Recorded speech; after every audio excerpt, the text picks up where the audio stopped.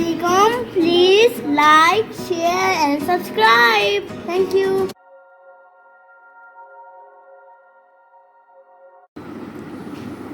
اعوذ باللہ السمیع العلیم من الشیطان الرجیم من حمزہ ونفخہ ونفثہ بسم اللہ الرحمن الرحیم ربی یسر ولا تعسر وتمم بالخیر ربی زدنی علما الذین یتربصون بکم فإن کان لکم فتح من اللہ قالوا ألم نکن معاکم وإن کان للکافرین نصیب قالوا ألم نستحوذ علیکم ونمنعکم من المؤمنین ونمنعکم من المؤمنین فاللہ یحکم بینکم یوم القیامہ ولن یجعل اللہ للکافرین علی المؤمنین سبیلا۔ آیت نمبر 141 ہے، سورہ نساء ہے، 5واں سپارہ، ترجمہ ابن کثیر سے ہے۔ وہ لوگ تمہارے انجام کا انتظار کرتے رہتے ہیں، پھر اگر تمہیں اللہ کی طرف سے فتح حاصل ہو تو وہ کہتے ہیں کیا ہم تمہارے ساتھ نہ تھے؟ الم نکم معکم، کیا ہم تمہارے ساتھ نہیں تھے؟ اور اگر کافروں کو کچھ غلبہ ملے تو ان سے کہتے ہیں کیا ہم تم پر غالب نہ آنے لگے تھے؟ کیا ہم نے تمہاری سپورٹ نہیں کی تھی؟ تم کو راز نہیں بتائے تھے آگے؟ اور کیا ہم نے تمہیں مومنوں سے نہیں بچایا؟ یعنی پہلے سے ہم نے تم کو تنبیہ کر دیا، آگاہ کر دیا، مومنوں کے راز ساری جو باتیں تھیں سیکریٹ وہ تم کو ہم نے جو ہے پہلے ہی سے بتا دیا، اس کی وجہ سے تم نے اپنی تدبیر کر لی، تو کیا ہم نے ایسا نہیں کیا تھا؟ پھر قیامت کے دن اللہ ان کے درمیان فیصلہ کر دیں گے اور اللہ کافروں کو مومنوں کے خلاف ہرگز کوئی راستہ نہیں دیں گے۔ بات یہاں سمجھنے کی ہے، کیا ہے؟ اور اللہ کافروں کو مومنوں کے خلاف ہرگز کوئی راستہ نہیں دیں گے۔ اگر کوئی مومن ہے تو مومن ہی غالب ہوں گے، ان پر کافروں کو غلبہ حاصل نہیں ہوگا، لیکن اس کی شرط کیا ہے؟ مومن ہونا شرط ہے۔ اور مومن کیسے ہونا ہے؟ وہ مومن ہونا ہے جو انبیاء علیہم الصلاۃ والسلام نے ایمان کی شرطیں بیان فرمائی ہیں، جس کو ایمان کہا جاتا ہے۔ جو آپ نے جس کو ایمان سمجھ لیا ہے تو اس کا ہمیں نہیں پتہ کہ وہ اللہ کی بارگاہ میں اس کا کیا مقام اور کیا درجہ ہے۔ قرآن و حدیث کی روشنی میں آپ اسے خود پرکھ سکتے ہیں۔ اس سے پہلے ہم نے 2 آیتیں تلاوت کی تھیں، 139 اور 140۔ اس میں اللہ تعالیٰ نے ایک تو اپنے باغیوں کے ساتھ دوستانہ تعلقات رکھنے اور ان کے ساتھ گھل مل کر رہنے، ان کے ساتھ دلی ایک لگاؤ رکھنے کی ممانعت فرمائی، ٹھیک ہے، منع کیا، روکا، اور ایسا کرنے والوں کے لیے وعید بیان فرمائی، اور اس کے ساتھ ہی اس مرض میں مبتلا ہونے کی اصل وجہ اور سبب کو بھی بیان کر کے اس کا لغو اور بیہودہ ہونا بھی بتایا کہ وہ فضول اور بیہودہ ہے۔ اور اس کے علاوہ یہ بھی بیان فرمایا کہ عزت ساری کی ساری اللہ کے لیے ہے، یہ ہم نے پیچھے پڑھ لیا ہے۔ یعنی کفار مشرکین کے ساتھ دوستانہ تعلقات رکھنے اور ان کے ساتھ ملنے کی غرض عموماً کیا ہوتی ہے؟ وہ یہ ہوتی ہے کہ ان کی ظاہری شان و شوکت، عزت و قوت اور ان کا جو ایک گروہ اور گروپ ہوتا ہے اس سے لوگ متاثر ہوتے ہیں اور یہ خیال کرتے ہیں کہ ان سے دوستی رکھیں گے تو ہمیں بھی ان کے ساتھ عزت اور قوت اور غلبہ حاصل ہوگا۔ اللہ تعالیٰ نے اس لغو خیال کی حقیقت، لغو یعنی فضول یا بیکار یا بیہودہ، اس خیال کو، اس حقیقت کو اس طرح واضح فرمایا کہ تم ان کے ذریعے عزت حاصل کرنا چاہتے ہو جن کے پاس خود کوئی عزت نہیں ہے، جن کے پاس خود نہیں ہے، جس کے پاس خود ایک جو خود فقیر ہو وہ آپ کو کیا غنی کرے گا، آپ کو کیا مال دے گا؟ جس خود فقیر ہو، جس چیز کا بھی فقیر ہو۔ ایک شخص کے پاس خود آنکھیں نہ ہو اور آپ کے پاس بھی آنکھیں نہ ہوں، آپ کہیں مجھے راستہ بتا دیجئے، جس کے پاس خود آنکھیں نہ ہوں وہ آپ کو راستہ کیسے بتائے گا؟ ایک شخص خود بہرا ہو تو تو وہ آپ کو کیسے آپ کی بات کو سمجھائے گا کہ ہے خود بہرا وہ؟ آپ سوچ سکتے ہیں کہ ایک شخص جس کے پاس خود ہی عزت نہیں ہے وہ آپ کو کیسے عزت دے گا؟ اس کے ساتھ بیٹھ کر آپ کیسے عزت والے بنیں گے؟ اور حقیقت یہ ہے کہ ساری عزتوں کا، ساری قوت اور شان و شوکت اور غلبے کا مالک کون ہے؟ وہ صرف اللہ تعالیٰ کے لیے مخصوص ہے۔ اور مخلوق میں جس کسی کو جب کبھی بھی کوئی قوت و غلبہ، کوئی شان و شوکت، کوئی عزت حاصل ہوتی ہے تو یاد رکھیے جس کو جو کچھ ملتا ہے، جو کچھ ملا ہے، وہ سب اللہ تعالیٰ کا دیا ہوا ہے۔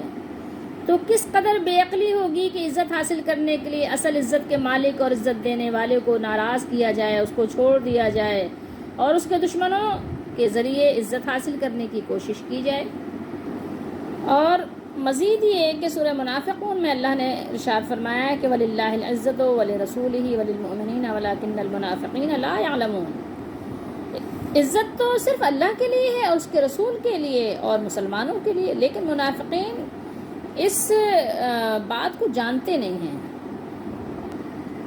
تو سورہ منافقون میں اللہ تعالیٰ نے اپنے رسول علیہ الصلاۃ والسلام اور مومنین کا اضافہ کر کے یہ بھی بیان فرما دیا کہ اصل عزت کا مالک صرف اللہ تعالیٰ ہے، لیکن وہ جس کو چاہتا ہے، جتنا حصہ چاہتا ہے، جو کچھ عطا فرمانا چاہتا ہے، اپنی طرف سے، اپنی رحمت سے عزت عطا فرما دیتے ہیں اللہ تعالیٰ۔ اور اللہ تعالیٰ کے رسول صلی اللہ علیہ وسلم اور ان پر ایمان لانے والے چونکہ اللہ کے نزدیک محبوب بھی ہیں اور مقبول بھی ہیں، پسندیدہ بھی ہیں، اس لیے ان کو عزت و غلبہ اللہ تعالیٰ عطا فرماتے ہیں۔ اور جو باغی ہیں ان کو کہیں پر بھی کوئی بھی عزت نصیب نہیں ہے۔ یہ صرف عارضی ایسی خیالی چیزیں ہیں جو آپ کو نظر آ رہی ہیں۔ حضرت عمر فاروق اعظم رضی اللہ تعالی عنہ نے ارشاد فرمایا کہ جو شخص مخلوقات اور بندوں کے ذریعے عزت حاصل کرنا چاہے تو اللہ تعالیٰ اس کو ذلیل کر دیتے ہیں۔ اور اس کے آگے مزید اللہ رب العالمین نے ارشاد فرمایا کہ وَقَدْ نَزَّلَ عَلَيْكُمْ فِي الْكِتَابِ کہ ہم نے تو اصلاح انسانی کے لیے پہلے ہی یہ حکم بھیج دیا تھا کہ کفار و فجار کے مجلس میں بھی مت بیٹھو۔ اور تعجب ہے کہ یہ غافل لوگ اس سے بھی آگے بڑھ گئے کہ ان سے دوستی کرنے لگے اور ان کو عزت و قوت کا مالک سمجھنے لگے، ان کے پاس عزت ڈھونڈنے لگے۔ اب یہاں مزید اللہ تعالیٰ نے آگاہ فرمایا، کیا آگاہ فرمایا؟ کہ یہ منافقین جو نام کے مسلمان ہیں، جنہوں نے کچھ فائدے کے لیے اپنا نام مسلمان رکھا ہے، یہ منافقین تمہارے بارے میں انتظار میں رہتے ہیں۔ اگر اللہ کی طرف سے تمہیں فتح مل جائے تو کہتے ہیں کیا ہم تمہارے ساتھ نہیں تھے؟ یعنی اس فتح میں ہمارا بھی حصہ ہے۔ اور اگر کسی وقت کافروں کو کوئی حصہ مل جائے، یعنی کافر اگر کوئی فائدہ حاصل کر لیں تو ان سے کہتے ہیں کیا ہم تم پر غالب نہیں آ گئے تھے؟ پھر یہ ہمارا ہی کام تھا کہ ہم نے ایسے وسائل اختیار کیے جن سے مسلمانوں کے حوصلے پست ہو گئے، کمزور پڑ گئے، اور ہم نے تمہیں مسلمانوں سے بچا لیا۔ یعنی منافقین دونوں طرف سے اپنا احسان چڑھاتے رہتے تھے، دونوں طرف سے کیا ہے، سارے بینیفٹ حاصل کرنا چاہتے تھے۔ تو یہاں پر اس آیت مبارکہ میں اللہ تعالیٰ نے منافقوں کے بارے میں ہمیں یہ خبر دی ہے کہ وہ ہمیشہ اس انتظار میں رہتے ہیں کہ مسلمان برے حالات سے دوچار ہوں، ان پر مشکلات آئیں، ان پر آندھیاں چلیں، ان کی حکومت زوال پذیر ہو جائے اور کافروں کو ان پر غلبہ حاصل ہو جائے۔ یہ انتظار میں رہتے ہیں اور اسی کے لیے یہ کوشش اور بھاگ دوڑ کرتے رہتے ہیں۔ لیکن پھر بھی اللہ تعالیٰ کے اس وعدے کے مطابق جو اللہ نے وعدہ کیا ہے مومنوں سے کہ مومن ہی غلبہ حاصل کریں گے اور اللہ تعالیٰ اپنا فضل فرمائے اور مومنوں کو فَإِنْ كَانَ لَكُمْ فَتْحٌ مِّنَ اللَّهِ، پھر اگر اللہ کے طرف سے تم کو فتح ملے، یعنی فتح ہو، نصرت و تائید و حمایت اور غنیمت حاصل ہو، مال غنیمت حاصل کر کے لوٹو، تو پھر کہتے ہیں قَالُوا أَلَمْ نَكُن مَّعَكُمْ، کیا ہم تمہارے ساتھ نہیں تھے؟ یہ کہہ کر وہ مومنوں سے محبت کا اظہار کرتے ہیں۔ کیا کہتے ہیں؟ کہ ہم تمہارے ساتھ نہیں تھے؟ کیا ہم تمہارے بھائی نہیں ہیں؟ کیا ہم اسلامی بھائی نہیں ہیں آپ کے؟ ٹھیک ہے، جو تمہیں فیضان حاصل ہوا ہے، کیا اس سے ہمیں حصہ نہیں ملنا چاہیے؟ تو اس طرح سے وہ باتیں کرتے ہیں۔ وَإِنْ كَانَ لِلْكَافِرِينَ نَصِيبٌ، اور اگر کافروں کو غلبہ حاصل ہو، یعنی فتح اور یعنی نصیب کا ہے، ان کو کچھ حصہ مل جائے، ٹھیک ہے، جیسے کہ احد کے دن ہوا، اور ورنہ یہ کہ ظاہر اللہ تعالیٰ نے ظاہر اپنے رسولوں کی بھی آزمائش فرمائی ہے، آزمائش ہوئی ہے۔ تو احد کے دن کیا ہوا تھا پتہ ہے آپ کو؟ یہ اللہ کی سنت ہے، اللہ نے انبیاء علیہ الصلوۃ والسلام کی آزمائش، بڑی آزمائشیں کی ہیں، ٹھیک ہے، لیکن بالآخر انجام کار فتح و نصرت انہیں کی ہوتی ہے، یہ بات نہیں ہے۔ لیکن بہت سے لوگ کہتے ہیں نا، جیسی کرنی ویسی بھرنی، بھائی یہ بات تو ہے، برائی کا انجام برا تو ہوتا ہے، لیکن بھلا کرنے والوں کے ساتھ بھی آزمائش آ جاتی ہے، ان کا انجام برا نہیں ہوتا بلکہ ان کی آزمائش ہوتی ہے، ان کو آزمائش کی چکی میں ڈالا جاتا ہے۔ یہ اللہ کی سنت ہے، چاہے وہ مومن ہو، مومن خالص ہو، بڑے پائے درجے کے مومن ہو، یعنی اللہ کی بارگاہ میں مقبول ہو اور محبوب ہو، اس کے علاوہ اس سے بھی بڑا مقام جن کا ہے انبیاء، رسول، جو اللہ کے خاص ہیں، خاص الخاص ہیں، جو مصطفیٰ ہیں، مجتبیٰ ہیں، چنے ہوئے ہیں، ان کو بھی اللہ تعالیٰ آزمائش کی چکی میں ڈالتا ہے۔ یہ اللہ کی سنت ہے، اور یہ کیوں ہے؟ اس کی وجہ بالکل صاف اور واضح ہے، ظاہر ہے، اس چھپی ہوئی نہیں ہے، اگر انسان جاننا چاہے تو۔ اور اس پر میں نے پہلے یعنی بتایا بھی ہے، اور انشاءاللہ پھر بھی بتا دیں گے، لیکن ابھی موقع نہیں ہے، بات طویل ہو جائے گی۔ تو یہ ہے کہ یہ اللہ تعالیٰ کی سنت ہے، اور اللہ تعالیٰ مومنوں کے ساتھ ایسا معاملہ کرتا ہے۔ کیونکہ بات یہ ہے نا، تھوڑا سا آپ سمجھ لیں کہ دیکھیں، دو اللہ نے سنت، یہ اپنی اصول اللہ نے بنایا، سنت نہیں کہیں آپ، یہاں پر کہیں اللہ کا یہ اصول ہے۔ جیسے ہر شخص اپنے گھر کا ایک اصول بناتا ہے، یا ہر انڈسٹری، فیکٹری جو بھی لگاتا ہے، جو بھی کمپنی اپنی جو ہے یعنی چلانے کی کوشش کرتا ہے، نئی کمپنی بناتا ہے، تو ہر ایک اپنے اپنے یعنی ادارے میں، اپنے شعبے میں ایک اصول بناتا ہے۔ یہ اللہ کی جو دنیا ہے، جو اللہ نے اپنی کائنات بنائی ہے، اس میں اللہ کے اصول ہیں۔ اللہ نے ہر ایک کے لیے دو راحتیں اور دو تکلیفیں رکھی ہیں، ٹھیک ہے، دو مشکلات بھی ہیں، دو آسانیاں بھی ہیں، دو مصیبتیں بھی ہیں، دو غم بھی ہیں، دو پریشانیاں بھی ہیں، اور دو چین و سکون بھی ہیں، اور دو آسائشیں اور راحتیں بھی ہیں، اور دو آسانیاں اور نعمتیں بھی ہیں، ٹھیک ہے۔ اب آپ کہیں گے وہ دو کون سی ہیں؟ ٹھیک ہے، ایک دنیا کی تکلیف ہے، ایک آخرت کی تکلیف ہے، ایک دنیا کی راحت ہے، ایک آخرت کی راحت ہے، ایک دنیا کی بے چینی ہے، ایک آخرت کی بے چینی ہے، ٹھیک ہے، اس طرح سے آپ اس کو سمجھ لیں۔ دنیا کی کیا ہے؟ وہ اللہ کی طرف سے آزمائش آئے گی، تو اللہ تعالیٰ ظاہر آزمائیں گے، جیسے کہ صحابہ کرام رضی اللہ تعالیٰ عنہم آزمائے گئے، انبیاء علیہ الصلوۃ والسلام آزمائے گئے۔ قرآن میں آپ دیکھ لیں، جیسے یونس علیہ السلام مچھلی کے پیٹ میں رہے، ایوب علیہ السلام اتنے زمانے تک بیمار رہے، موسیٰ علیہ الصلوۃ والسلام اپنے قوم سے اتنے زمانے تک یعنی طرح طرح کی تکلیفیں برداشت کرتے رہے۔ ہمارے نبی صلی اللہ علیہ وسلم سے ایک مرتبہ آ کر حضرت زید بن ارقم رضی اللہ تعالیٰ عنہ نے فرمایا، یا رسول اللہ، فلاں فلاں آپ کو ایسے ایسے کہہ رہے تھے، یعنی بری بری باتیں کہہ رہے تھے۔ اچھا، ہمارے یہاں ہم لوگ ہر بات کو غیبت کہہ دیتے ہیں، ہر بات غیبت نہیں ہوتی، اس پر بھی انشاءاللہ ہم آپ کو بتائیں گے۔ خیر، تو اب جو ہے آپ صلی اللہ علیہ وسلم سے یہ نہیں کہا کہ تم نے مجھے آگے یہ خبر کیوں دی، کیوں بتایا، غیبت کیوں کی، نہیں، آپ نے فرمایا کہ اللہ تعالیٰ موسیٰ علیہ السلام پر رحم فرمائے، بخاری شریف کی حدیث شریف ہے کہ ان کو اس سے بھی زیادہ ایذائیں دی گئیں، تکلیفیں دی گئیں، ٹھیک ہے۔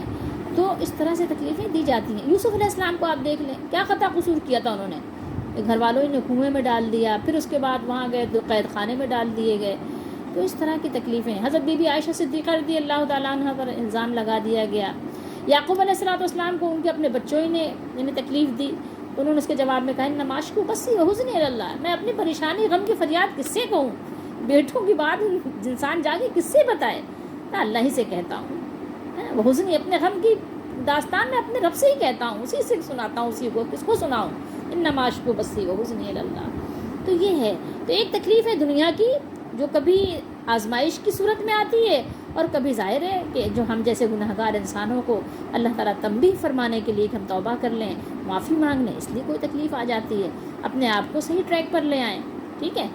تو اللہ نے مومنوں کے لیے دنیا کی تکلیف رکھی ہے تاکہ دنیا کی تھوڑی سی تکلیف جلدی سے جان چھوٹ جائے گی، اور آخرت کی ہمیشہ کی نعمت ہے، آخرت کی نعمت بہت بڑی نعمت ہے، دنیا کی نعمت ختم ہو جانے والی تھوڑی سی ہے۔ اسی طریقے سے دنیا کی جو تکلیف ہے، تھوڑی سی تکلیف ہے، جلدی سے ختم ہو جائے گی، 50 سال 60 سال 70 سال، اس میں بھی ظاہر ہے ہر وقت ہمیشہ تکلیف نہیں ہوتی، اور 4 لوگ دلاسا دینے والے بھی ہوتے ہیں، آپ کے سپورٹر بھی ہوتے ہیں۔ پھر اس کے بعد کیا ہے، مرنے کے بعد راحت ہی راحت ہے۔ اور دنیا میں کچھ لوگ کیا ہے، راحت اور عیش میں رہتے ہیں، اللہ کی نافرمانی اور بغاوت کرتے رہتے ہیں، لیکن مرنے کے بعد کیا دوزخ ہے، وہ تکلیف ہی تکلیف کی جگہ ہے۔ تو اللہ تعالیٰ مومنوں پر احسان فرماتے ہیں، ان کو دنیا کی تھوڑی سی تکلیف سے دے کر آخرت کی بڑی تکلیف سے بچا لیتے ہیں۔ دنیا کی تھوڑی سی نعمتوں کو تھوڑی دیر کے لیے ان سے موقوف کر کے ان کو ہمیشہ کے لیے جنت کی نعمتوں کا حقدار مستحق بنا دیتے ہیں۔ فَلَهُمْ أَجْرٌ غَيْرُ مَمْنُونٌ، جو ان سے نہ کبھی منع کیا جائے گا نہ کبھی روکا جائے گا، ہمیشہ اپنے من مانے، وَهُوَ فِي عِيشَةٍ رَاضِيَةٍ، عیش اور موج میں وہ اپنی زندگی بسر کریں گے ہمیشہ ہمیشہ، ٹھیک ہے۔ یہ تھوڑی سی بات تھی، بہرحال میں نے بتا ہی دی، حالانکہ بات طویل تھوڑی سی ہو گئی۔ تو جب کافروں کو حصہ مل جاتا ہے تو وہ کافروں سے کیا کہتے ہیں، قالوا الم نستحوذ علیکم ونمنعکم من المؤمنین، تو وہ کہنے لگ جاتے ہیں منافقین کافروں سے، کیا ہم تم پر غالب نہیں تھے اور تم کو مسلمانوں کے ہاتھ سے بچایا نہیں؟ مطلب یہ کہ خفیہ طور پر ہم نے تمہاری مدد کی اور مسلمانوں کو نقصان پہنچانے اور ان کو تکلیف دینے میں ہم نے کوئی کسر اٹھا نہ رکھی، ان کو کمزور کرنے کی جتنی چالیں ہو سکتی تھی ہم نے سب چل ڈالیں، حتیٰ کہ تم ان پر غالب آ گئے۔ فاللہ یحکم بینکم یوم القیامہ، تو اللہ تم میں قیامت کے دن فیصلہ کر دیں گے، یعنی منافقوں تم یہ سمجھ لو اللہ تعالیٰ تمہارے جو ردی باطن کو جانتے ہیں، لیکن دنیا کی زندگی میں بظاہر تم پر جو احکام شرعیہ نافذ ہوتے ہیں تو اس سے فریب نہ کھاؤ۔ یہ اصل میں بات ہے کہ دنیا میں تو ان منافقین نے بظاہر کلمہ پڑھ کر اپنے آپ کو بچا لیا ہے نا، مسلمان ثابت کر دیا ہے، کیونکہ یہ لا الہ الا اللہ محمد رسول اللہ کی گواہی دے رہے ہیں اور ظاہری طور پر کوئی شرک بھی نہیں کر رہے ہیں، لیکن آخرت میں ان کی حقیقت کھول دی جائے گی اور پتہ چل جائے گا کہ کتنے وہ مومن تھے اور کتنے وہ منافق تھے، اور مومن کون تھے اور منافق کون تھے۔ آخرت میں سارا پردہ اٹھا دیا جائے گا۔ دنیا میں ہاں یہ ہے کہ تم سیف ہو، تم سے کوئی لڑائی جھگڑا نہیں ہے، تم اپنے آپ کو مسلمان ثابت کرتے ہو، ٹھیک ہے، کہ دل کا حال تو اللہ کے سپرد ہے نا، تو بس ٹھیک ہے۔ اس میں بھی اللہ کی حکمت ہے، یاد رکھو تمہارے یہ ظاہری حالات قیامت کے دن تمہارے لیے کچھ فائدے مند نہیں ہوں گے، کیونکہ اس دن تو بھید ظاہر کیے جائیں گے، راز کھول دیے جائیں گے، اور سینوں کے راز کیا ہوں گے، افشا کر دیے جائیں گے۔ اور اللہ تعالیٰ کا فرمان ہے وَلَن يَجْعَلَ اللَّهُ لِلْكَافِرِينَ عَلَى الْمُؤْمِنِينَ سَبِيلًا، اور اللہ کافروں کو مومنوں پر ہرگز غلبہ نہیں دیں گے۔ اس آیت مبارکہ کی جو یہ جو حصہ ہے، اسی کی روشنی میں تفسیر عبدالرزاق سے ایک آپ کو روایت سناتے ہیں کہ امام عبدالرزاق نے یوسع کندی کی روایت کو بیان کیا ہے کہ ایک شخص حضرت علی بن ابو طالب رضی اللہ تعالیٰ عنہ کے پاس آیا اور اس نے اس آیت کا مطلب پوچھا اور کہنے لگا کہ کافر ان کو شہید بھی کر دیتے ہیں، کس کو، مومنوں کو شہید بھی کر دیتے ہیں، اور اللہ تعالیٰ نے تو کہا ہے ان کا غلبہ تو مومنوں کو ہوگا، تو کافر تو مومنوں کو شہید بھی کر دیتے ہیں۔ تو حضرت علی رضی اللہ تعالیٰ عنہ نے فرمایا قریب ہو جاؤ اور قریب ہو جاؤ، اور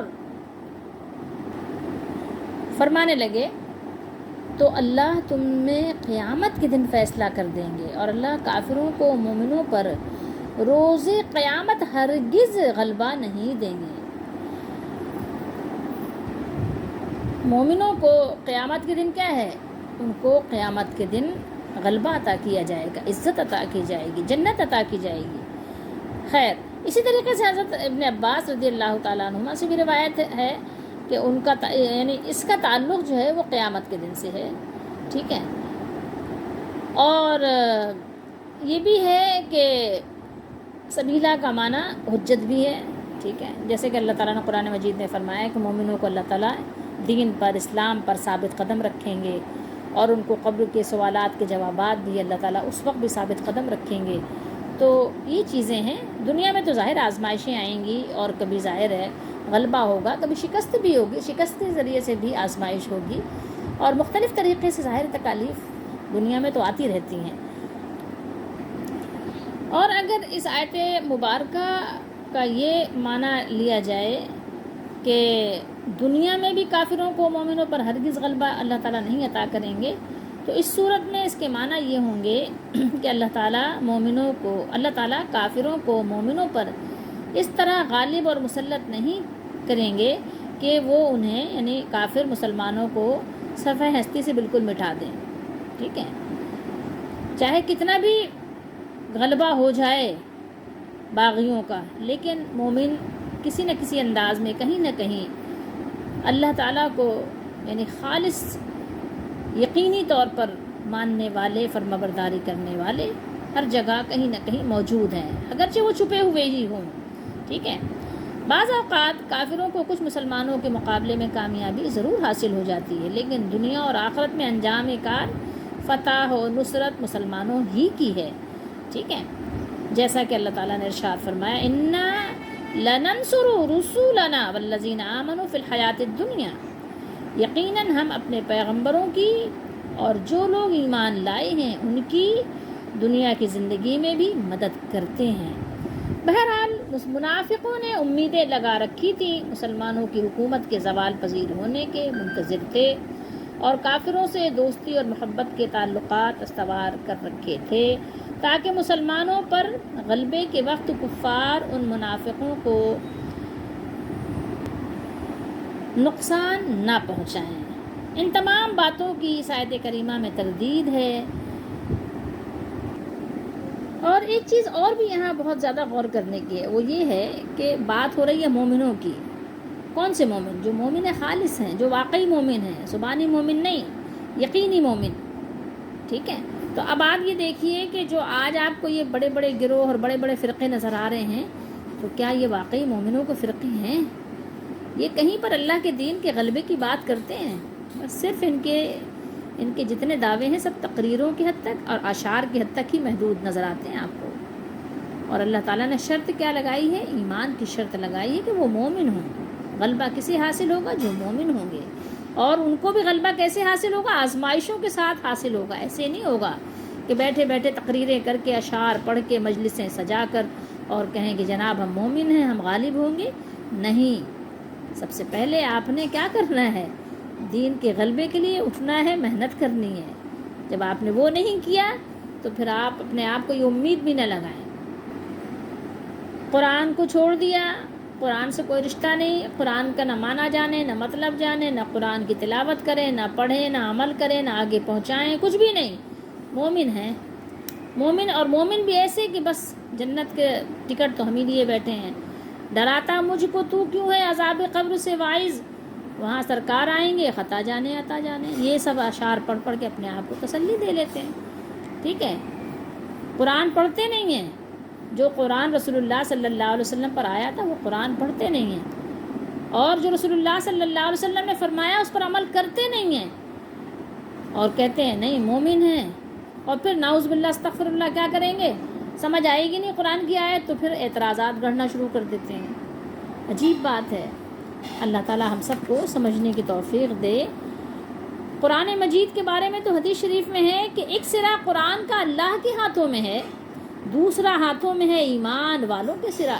قرآن مجید کا کیا ہے؟ دو سرا ہے۔ ایک رسی کے دو سرے ہوتے ہیں نا، دو کونے ہوتے ہیں نا، دو کنارے۔ ایک کنارہ کس کے پاس ہے؟ تو قرآن کے بھی دو سرے ہیں، دو کنارے ہیں۔ ایک کنارہ کس کے پاس ہے؟ اللہ کے پاس ہے، اللہ کے ہاتھوں میں ہے، اور ایک مومن کے ہاتھ میں ہے۔ اللہ تعالیٰ مومن کو کھینچ لیں گے، کہاں کھینچیں گے؟ جنت میں، ٹھیک ہے۔ ایک سرا قرآن کا اللہ کے ہاتھوں میں ہے، دوسرا ہاتھوں میں ہے ایمان والوں کے سرا۔ اہل ایمان اس کو مضبوطی سے اگر پکڑے رہیں وہ ہلاک ہوں گے نہ ہوں گے گمراہی میں مبتلا۔